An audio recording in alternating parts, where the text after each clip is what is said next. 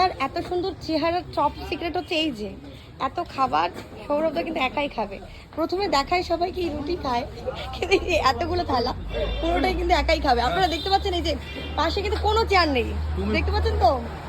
তুমি শুধু খাওয়া দেখছো, সৌরভদা যে বেহালা রাস্তা দিয়ে মানে দাপিয়ে বেড়ায় সেটা দেখো। এই কারণে এই কারণে যদি সৌরভদার মতো এত স্ট্রং একজন হতে হয় তাহলে এরকম খেতে হবে। না, তুই সবার সামনে আমার খাবারটা ডিসক্লোজ করে দিলি সেটা ঠিক আছে, কিন্তু আমি মোটামুটি আজকে কম খাচ্ছি, আরো 4-5 থালা বেশি খাচ্ছি।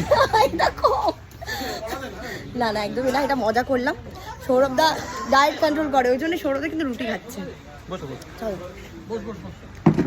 আমরাই বসে পড়ি থালাগুলোর সামনে।